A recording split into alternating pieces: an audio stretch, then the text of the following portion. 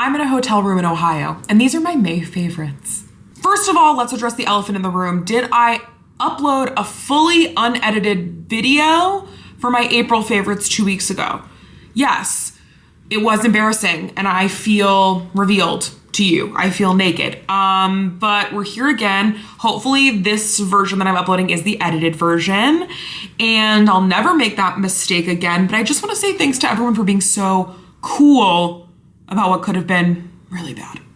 I am here because I'm shooting a movie, and this afternoon, I don't have to shoot anything at all. I've been on set all day. I'm finally back in my hotel room, and I figured no time like the present, might as well do my May favorites. And as you know, my May favorites can be anything from an item to a food, to a concept, to a sensation, and everything in between. May was a weird month for me. Kendall was in the hospital. She is doing better now, relatively speaking, thank goodness. And thank you for all your support on that too. Honestly, you guys have been doing a lot of supporting lately. But I also had some really strong contenders of things that I really liked that brought me joy, so let's talk about those. First up, homemade Chipotle mayonnaise. It is so unbelievably delicious and one of the easiest things in the world to make. I did it this month. I took a half jar of Duke's light mayonnaise that I had, and I added in half a can of Chipotle's and adobo sauce. It's perfect. 1 clove of garlic. You could do a squeeze of lime, some lime zest, a little salt, and it's good on everything. It reminds me of the flamethrower sauce at Dairy Queen, which you might not know this about my lore, but my uncle, who I'm not really related to, that's another thing to know about me. Literally everyone that I'm like, oh, this is my uncle, this is my cousin, I'm not related to any of them. Some people get that and relate to it. Some people think it's weird. If you think it's weird, good for you for having such a strong biological family connection. Anyway, my uncle owned a Dairy Queen franchise when I was growing up. And they at one point had flamethrower sauce, which was essentially like Chipotle mayo, on the menu that they put on like burgers and chicken sandwiches and whatever. And I loved it, and I would dip fries in it. And as a joke, my uncle gave me like a big industrial size thing of it. And everyone thought it was so funny. And then one day, my parents came downstairs in the middle of the night, and I was just standing in the fridge eating the flamethrower sauce. And I wasn't all wrong. Should you eat mayonnaise fully by itself? No, because it will make you feel bad. But eating spicy mayonnaise with food makes you feel really good. So I encourage everyone this month to make yourself some homemade Chipotle mayo. Breakfast sandwiches, oven roasted sweet potato wedges, literally anything. You can put on anything. At number 9, we have a product, and I have to read it so I make sure I get the name right. It is the First Aid Beauty KP Bump Eraser Body Scrub. I have what I refer to as pale white bumpy skin. I don't think that's what it's medically called, but you know, it's when you get like pale white bumpy skin. I started using this after a friend, my friend Christina, recommended it to me, and I love it. It's just like really intensely gritty paste that I rub on my arms, and it makes me feel smooth like a baby seal. And as always with a product, I'm not being like, you have to run out and buy it, because realistically, nobody needs anything. But if you're having a problem with this, or if you need like a replenish of something in this region, I personally had a good experience with this product. At number 8, we have the whole shebang sauce at the Boiling Crab. The Boiling Crab is a crab boil restaurant here in Los Angeles, which I'm sure you could have guessed. And 2 weeks ago, at the end of May, my friend Andrew and I had an impromptu date night where we went and saw Mission Impossible after we got off work, which we loved because we're both fans, and our partners are not, so we just went together on a little date. And then Andrew and I decided to go to dinner at the Boiling Crab right after, which typically the Boiling Crab is like where you go for someone's birthday, or it's really planned out. You don't just pop into the Boiling Crab because it's a whole to-do. So it felt very fun and spontaneous. Andrew and I got crab and shrimp with the whole shebang sauce. I prefer the crab. They have crawfish, they have other stuff. I'm spoiled with crawfish. I lived in New Orleans when I was younger. I go regularly. I'm particular about it. I think their shrimp can be a little hit or miss. Their crab I've always had a good experience with. So I normally just get the crab and the shebang bang shrimp, which is fried shrimp with a side of white rice that has the whole shebang sauce on it. I typically would get it medium or hot because I was with Andrew and he's a coward. We got it mild. By the way, everyone say hi to Andrew. This sauce is a combination of all their sauces together, which honestly, I don't even know what all their sauces are because I always just get the whole shebang. So let's look it up. The sauces are lemon pepper, garlic butter, and raging Cajun. So the whole shebang is a mix of those 3 flavors, and then you pick the spice level. It has unbelievably huge hunks of raw garlic. The sauce is thick and spicy and delicious and oily and buttery. I love it so much. Obviously, it's great with the crab, but particularly, I love it with the corn and the potatoes.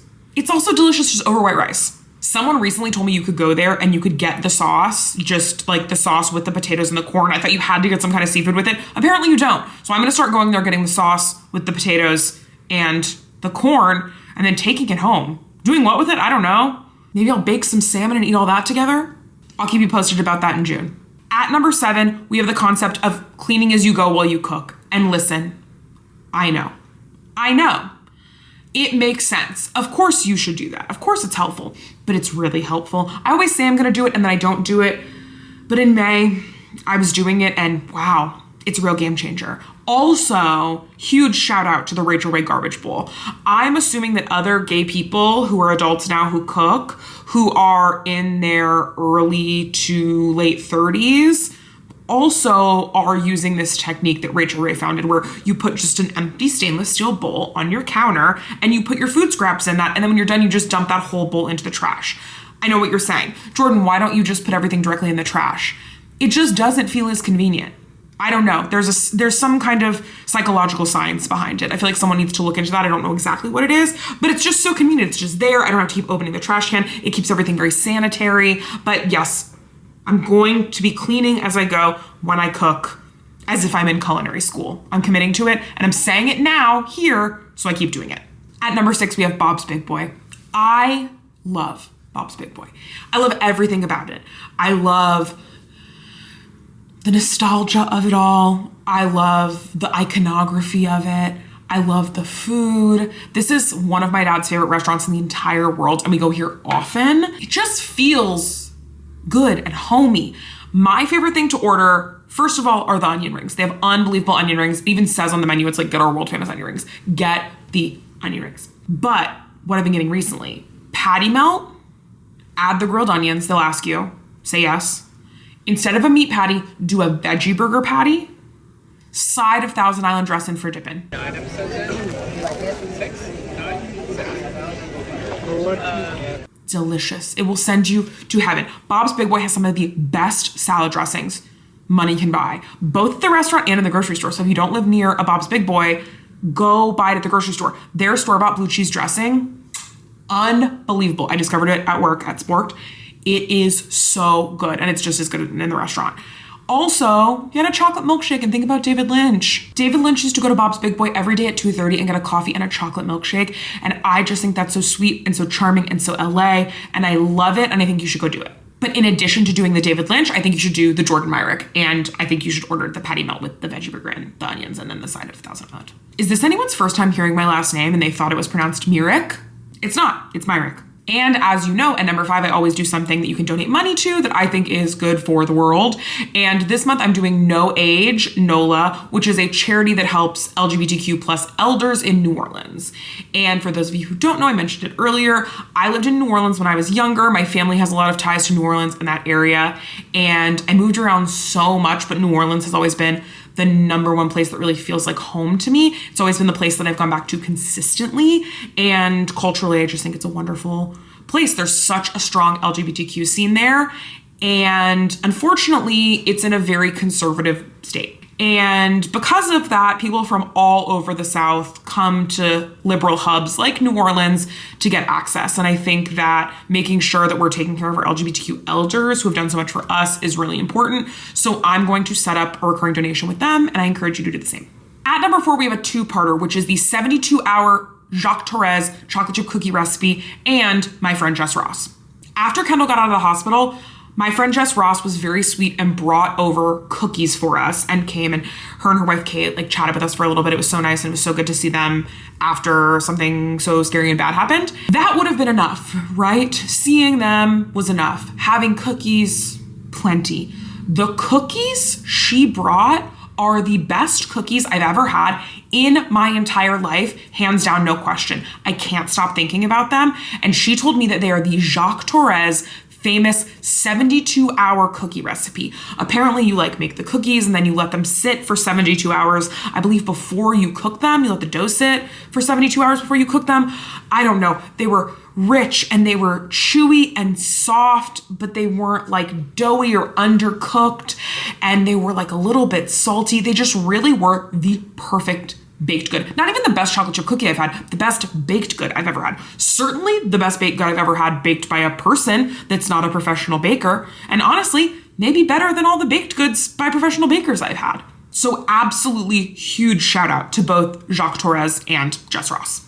At number 3, we have another product that I've really been liking. It is the Youth to the People Superfood Air Whip Lightweight Face Moisturizer and with hyaluronic acid.